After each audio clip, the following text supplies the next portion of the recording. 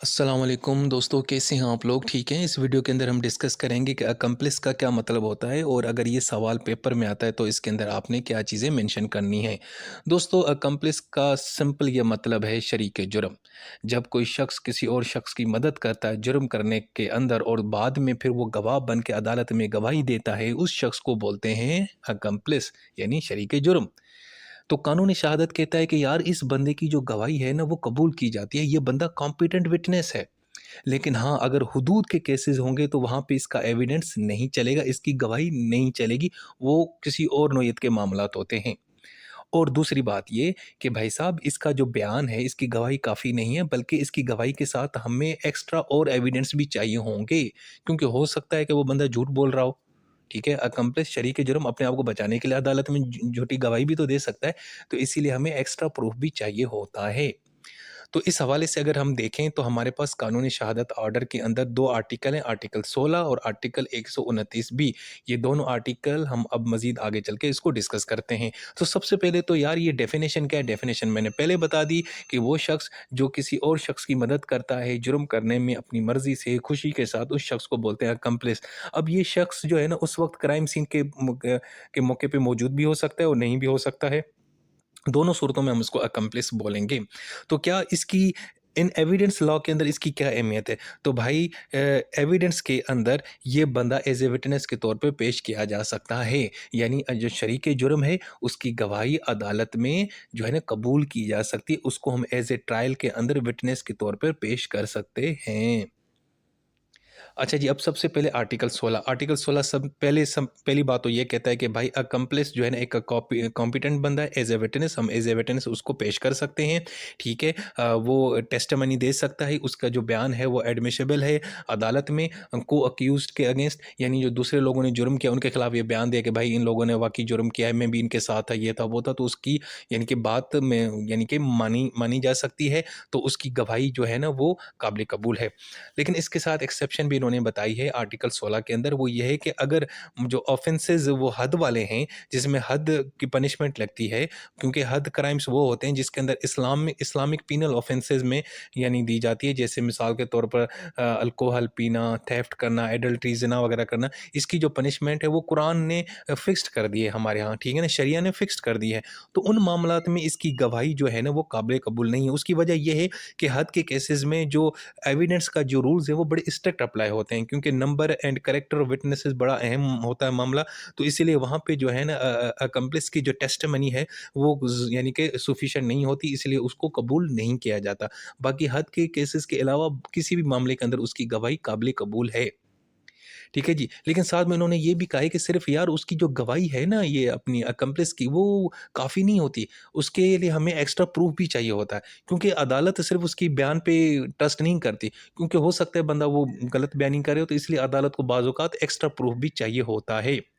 मिसाल के तौर पर ए और बी ने मिलकर चोरी की। अब ए ब्लेम करता है अदालत में बी के ऊपर कि भाई इसने सारा कुछ किया, मैंने तो कुछ नहीं किया, ठीक है? या मतलब इसने मुझे कहा था कि भई ये जुर्म करो। अब जज जो है ना इसकी बात पे यकीन नहीं करेगा, बल्कि उसके लिए क्या करेगा, सीसीटीवी रिकवरी, दूसरे एविडेंस वगैरह भी देखेगा।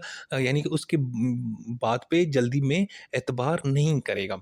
अब नेचर क्या होती है इसके अंदर, जब आप सपोर्टिंग एविडेंस पेश कर रहे होते हैं कि भाई सपोर्टिंग एविडेंस बहुत स्ट्रॉन्ग होना चाहिए, क्लियर होना चाहिए, ठीक है? और दूसरा ये कि ये कमज़ोर किस्म का एविडेंस आपने पेश नहीं करना।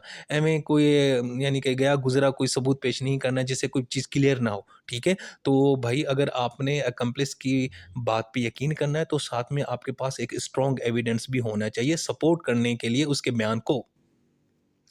अच्छा जी, अब आर्टिकल 129 बी में भी यही बात उन्होंने दोबारा रिपीट की है कि भई एक अदालत जो है ना, वो बाज़ औक़ात सोच सकती है कि यार अकम्प्लिस जो है ना बंदा झूठ बोल सकता है, ठीक है? तो इसलिए वो एक्स्ट्रा यानी कि एविडेंस की बात करती है।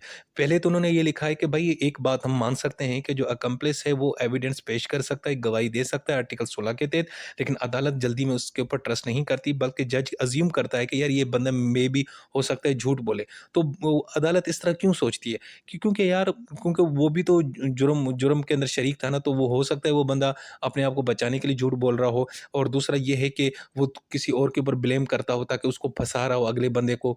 तो ये चीज़ें हो सकती हैं, इसलिए हमें इसकी बात पे जल्दी यकीन नहीं करना होता, उसके लिए हमें एक्स्ट्रा प्रूफ़ और एविडेंस की ज़रूरत पेश आती है।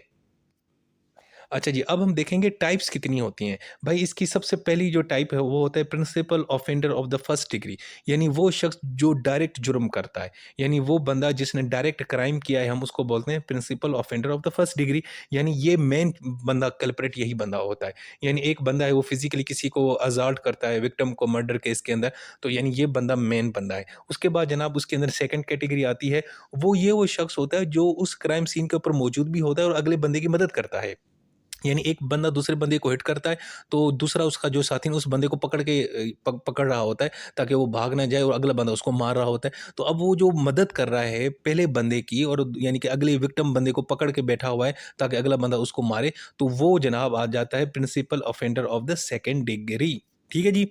उसके बाद जनाब एक्सेसरी बिफोर द फैक्ट, अब ये वो शख्स होता है जो क्राइम से पहले पहले अगले बंदे की मदद करता है। एक बंदा चोरी पे जा रहा है और दूसरा बंदा उसकी मदद करता है, उसको चीज़ें पकड़ा रहा होता है, भाई इस तरह करना है, वो करना है। अब वो क्राइम सीन पे मौजूद नहीं होता, लेकिन उसकी क्राइम करने की जो प्रिपरेशन है, इंस्टिगेशन है, वो सारे में उसने मदद की, उसको इंस्टिगेट किया, इंकरेज किया, मोटिवेट किया, उसको पैसे वैसे भी दिए, सारा कुछ दिया, उसको एडवाइस किया, मशवरा दिया कि भाई ऐसे जाके करना, लेकिन क्राइम सीन पे खुद नहीं गया, तो ये आ जाता है एक्सेसरी बिफोर द फैक्ट।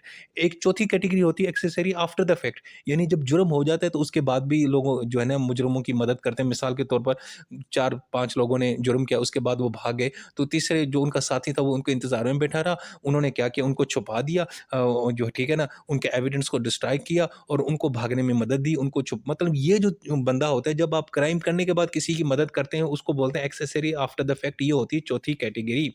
लेकिन ये इसकी जो लायबिलिटी है ना वो एज कम्पेयर टू प्रिंसिपल और एक्सेसरीज बहुत कम होती है, यानी कि इसको कुछ लीगल सिस्टम में इसको इतनी ज़्यादा सख्त सज़ाएँ नहीं दी जाती।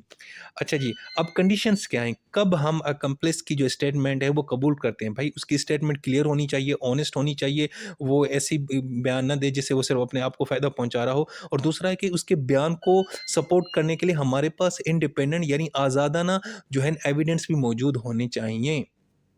अच्छा जी, इसके अलावा यहाँ पे यार अकम्प्लिस के मामले में डॉक्ट्राइन ऑफ डबल टेस्ट भी यूज़ किया जाता है कि बाज़-औक़ात अदालत क्या करती है, ये टेस्ट अप्लाई करती है। इसमें 2 चीज़ें होती हैं, एक होती है रिलायबिलिटी टेस्ट, क्या अकम्प्लिस जो स्टेटमेंट दे रहा है वो सही है, क्या अकम्प्लिस बंदा झूठा तो नहीं है, ट्रुथफुल है ना, सच्चा है ना बाबा, ये झूठ वगैरह तो नहीं बोलता ना, 2 नंबर बंदा तो नहीं है। और दूसरी चीज़ ये है, क्या वो जो क्राइम करने गया था वो खुशी से गया था, ज़बरदस्ती गया था? अगर वो फ़ोर्स्ड लेके गया था और लोगों ने उसको ज़बरदस्ती उससे जुर्म करवाया, शरीके जुर्म उसको बनाया था, ये वो ब्लैकमेल करके, तो उस बंदे की भी जो है ना बयान को ज़्यादा अहमियत दी जाती है, क्योंकि वो खुशी से जुर्म करने नहीं गया गया था, ठीक है? तो ये दोनों टेस्ट जो है ना अदालतें अप्लाई करती हैं।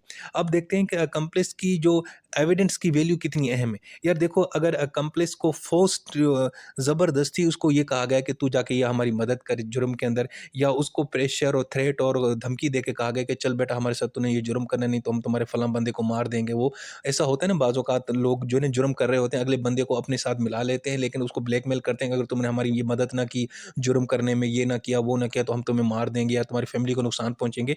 तो यार ऐसा जो बंदा है ना अकम्प्लिस, जो बेचारा खुशी से जुर्म उसने नहीं किया था, बल्कि उन्होंने दूसरे लोगों की मजबूरी में जाके मदद की थी जुर्म करने में, उस बंदे का जो बयान है ना, उसकी ज़्यादा अहमियत होती है, क्योंकि अदालत को पता होता है कि यार ये बंदा जो है ना बेचारा मजबूरी में इसने जुर्म किया, मजबूरी में और खौफ में और यानी कि धमकी के तहत जो है ना अगले बंदे ने धमकियाँ दी हुई थी, इसलिए उन्होंने उनकी यानी कि मदद की। तो इसलिए इसकी जो स्टेटमेंट होती है ना उसकी बड़ी वैल्यू होती है, क्योंकि ज़ाहिर बात है जो बंदा अपनी खुशी से कोई जुर्म नहीं करता, लेकिन उससे आप जुर्म करवा रहे हैं, उससे मदद लेते हैं, तो उसकी फिर एविडेंस की वैल्यू ज़्यादा अहमियत रखती है। सो दोस्तों, ये था हमारा टॉपिक अकम्प्लिस शरीके जुर्म। बहुत ही आसान, सिंपल, इसको लाजमी तैयार करना, और दूसरी बात खुश रहा करें।